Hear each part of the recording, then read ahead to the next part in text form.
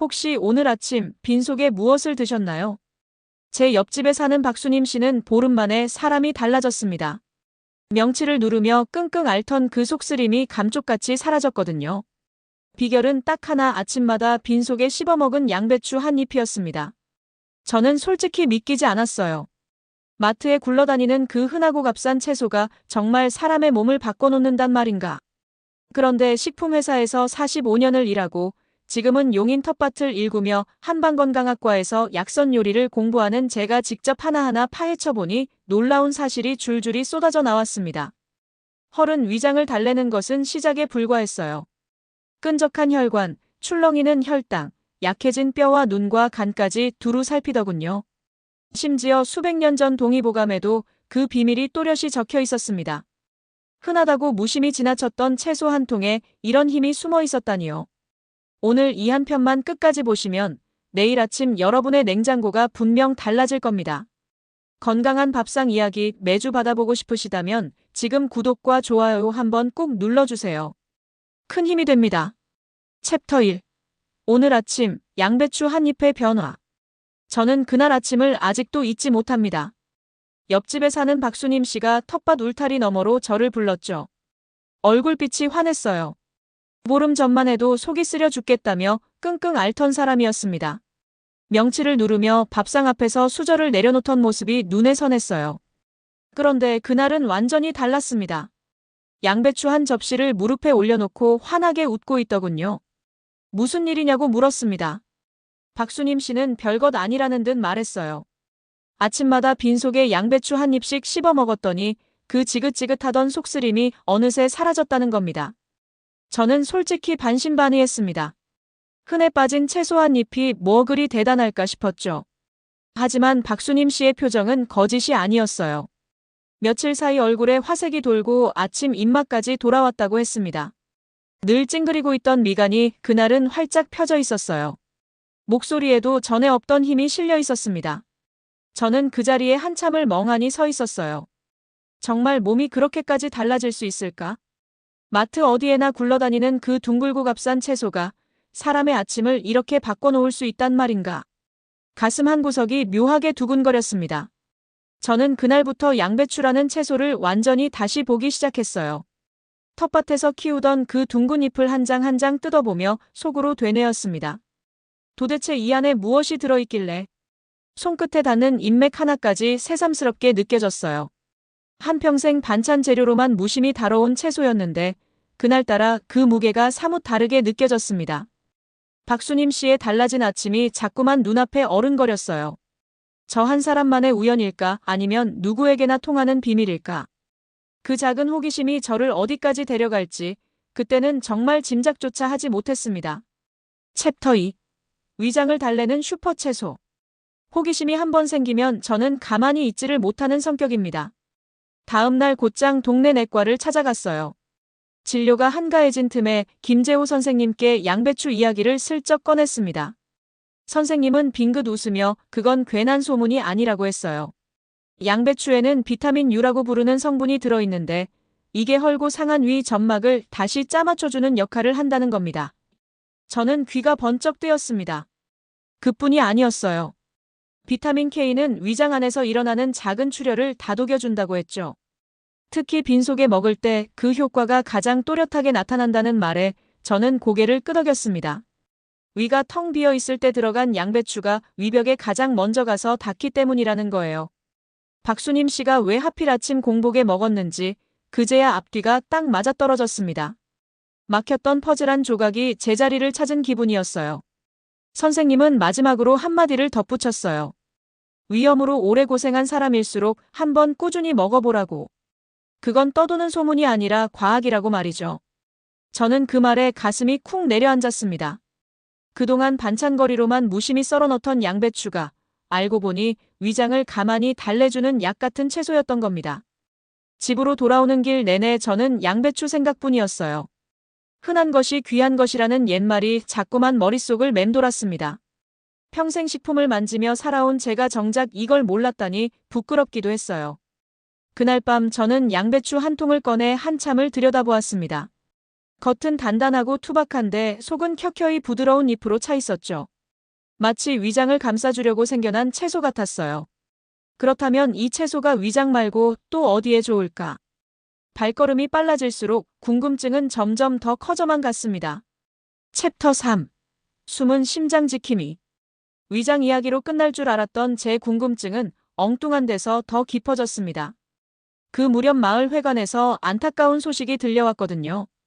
평소 정정하시던 이웃 어르신이 갑자기 심근경색으로 쓰러지셨다는 겁니다.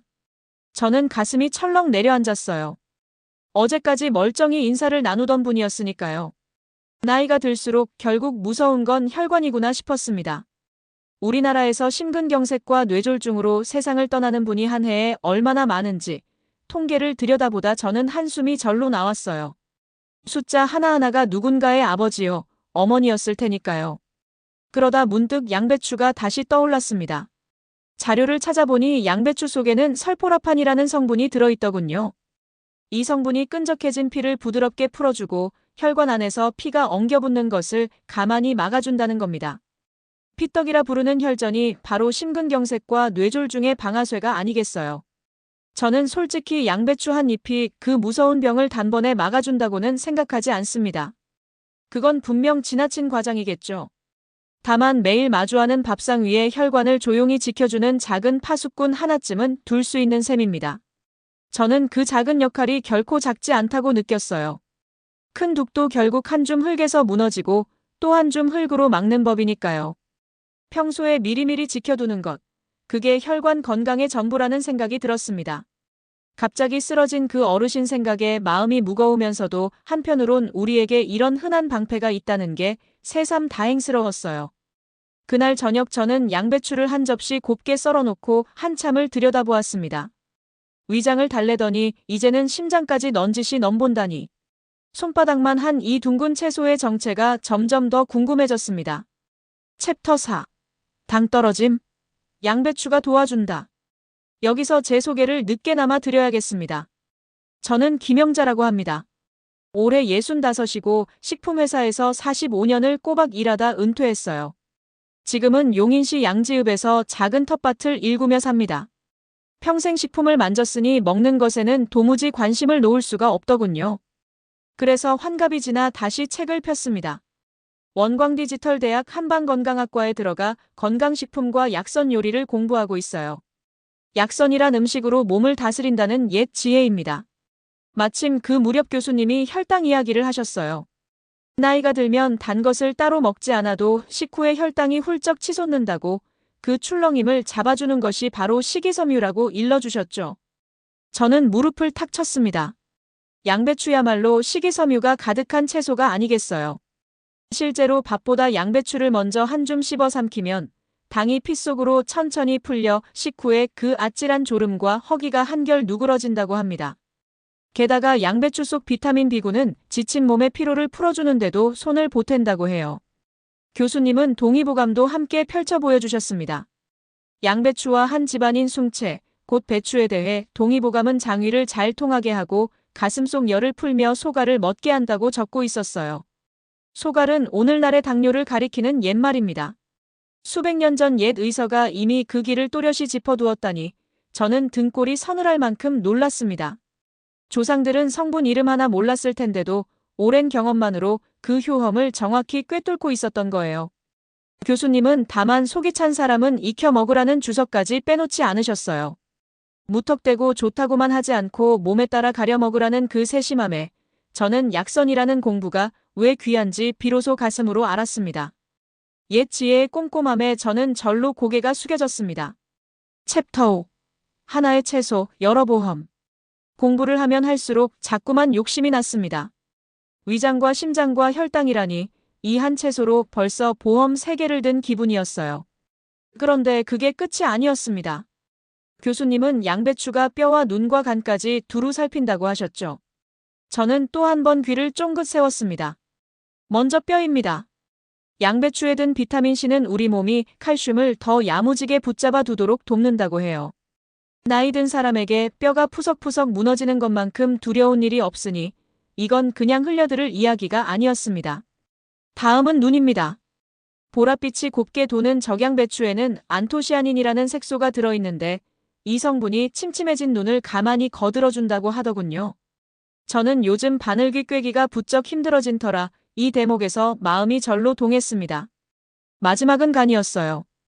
위 점막을 살리는 그 비타민 U가 간에 기름이 끼는 지방간을 멀리하는데도 한몫 거둔다는 겁니다. 술 한잔 못하는 저조차도 솔깃했어요. 양배추 한 끼가 세 가지 걱정을 한꺼번에 덜어준다니. 머릿속에서 헤드라인 하나가 절로 떠올랐습니다. 양배추 한 끼로 세 가지 병을 막는다. 생각할수록 신통한 노릇이었어요. 뼈가 단단해야 넘어져도 덜 다치고 눈이 밝아야 바느질도 신문도 즐거우며 간이 깨끗해야 온몸이 가뿐한 법이죠. 늙어가는 몸이 가장 두려워하는 세 군데를 양배추 한 채소가 한꺼번에 어루만져준다니 어찌 반갑지 않겠어요. 저는 그날 장바구니에 양배추를 2통이나 담았습니다. 욕심이 좀 과했나 싶다가도 이내 마음을 고쳐먹었어요. 약 한 알에 효능 하나면 감지덕지인데 채소 한 통에 효능이 줄줄이 딸려오니 이보다 더 든든한 보험이 어디 있겠습니까? 저는 그 둥근 채소를 품에 꼭 안고 흐뭇하게 집으로 향했습니다. 챕터 6. 열에 약하니 생으로. 좋은 것을 알았으면 제대로 먹어야 본전을 뽑는 법이죠. 그런데 여기서 저는 하마터면 큰 실수를 할 뻔했습니다. 처음에는 양배추를 푹푹 삶아 먹었거든요. 부드럽고 달큰해서 입에는 좋았어요. 그런데 교수님이 그 말을 듣더니 고개를 절레절레 저으셨습니다. 양배추의 그 귀한 비타민 U와 C는 열에 몹시 약하다고. 펄펄 끓는 물에 오래 담그면 좋은 성분이 국물 속으로 슬금슬금 녹아 다 빠져나간다는 겁니다. 저는 아차 싶었어요. 그동안 정작 영양분은 다 버리고 맥 빠진 건더기만 먹어온 셈이니까요. 그래서 저는 먹는 법을 통째로 바꿨습니다. 되도록 생으로 얇게 채 썰어 아삭아삭 씹어먹기 시작했어요. 처음엔 풋내가 어색했지만 며칠 지나니 그 싱그러운 맛에 입이 먼저 길들더군요. 씹기 힘든 날에는 사과 한 조각과 함께 가라즙으로 마셨습니다. 새콤달콤해서 아침마다 한 잔씩 들이켜는 재미가 쏠쏠했어요. 꼭 익혀야 할 때는 펄펄 끓이는 대신 끓는 물에 살짝 데치거나 센 불에 재빨리 볶아냈죠. 그래야 아까운 성분을 덜 잃는다고 배웠습니다. 한 가지 더 사람들이 즐기다며 툭툭 잘라버리는 가운데 속심지. 저는 이제 그걸 절대 버리지 않습니다. 거기에 단맛과 영양이 오히려 더 야무지게 모여있다고 하니 곱게 채 썰어 같이 먹어요. 버리던 것이 알고 보면 보물이었던 셈이죠. 직접 한번 해보면 압니다. 푹 삶은 양배추는 흐물흐물 맥이 없지만 살짝 데친 양배추는 색이 곱고 아삭함이 그대로 살아있어요. 같은 양배추인데도 이렇게 천양지차입니다. 그 차이를 알고 나니 저는 다시는 양배추를 함부로 푹 삶지 않게 되었어요. 2접시를 나란히 놓고 눈으로 보고 입으로 씹어보면 누구라도 절로 고개를 끄덕이게 됩니다. 챕터 7. 가격 폭락의 그림자. 이렇게 양배추 예찬에 푹 빠져 지내던 어느 날 저는 가슴 아픈 풍경을 정면으로 마주했습니다. 이웃 마을 밭에 다 자란 양배추가 수확도 못한 채 그대로 갈아엎어지고 있었거든요. 트랙터가 무심히 지나간 자리에 둥근 양배추들이 으깨져 나뒹굴었습니다. 저는 한참을 말없이 그 자리에 서 있었어요. 평생 식품을 다뤄온 사람으로서 멀쩡한 음식이 버려지는 광경만큼 속이 쓰린 일이 없습니다. 밭주인 어르신은 담배만 연신 태우며 한숨을 내쉬었어요. 값이 똥값이라 따는 품삯도 안 나온다고 차라리 갈아엎는 게 손해를 던다고 하시더군요. 그 말끝에 묻어나는 허탈함에 저까지 목이 메었습니다. 알고 보니 그 애는 날이 유난히 좋아 양배추가 너무 많이 났습니다. 거기에 식당 장사가 예전 같지 않아 사가는 손이 뚝 줄었고 유통길까지 군데군데 막히니 값이 바닥으로 곤두박질 친 겁니다. 풍년이 도리어 농민에게 눈물이 되는 이 야속한 셈법 앞에서 저는 마음이 한없이 무거웠어요. 정성껏 키운 작물을 제 손으로 갈아엎는 그 심정이 어떨지 텃밭이 남아 일구는 저로서는 차마 가늠하기 어려웠습니다. 그래도 가만히 손 놓고 있을 수만은 없었습니다. 저는 그날 산지에서 직접 양배추를 몇 통 사왔어요. 차마 빈손으로 돌아설 수가 없었거든요. 요즘은 농가가 온라인으로 소비자에게 직접 파는 길도 활짝 열려 있다고 들었습니다. 복잡한 중간 단계를 줄여 농민에게 제값이 돌아가게 하는 거죠. 저는 이웃들에게도 부지런히 알렸어요. 우리가 한 통씩만 더 사줘도 저 밭의 한숨이 조금은 줄어들지 않겠습니까?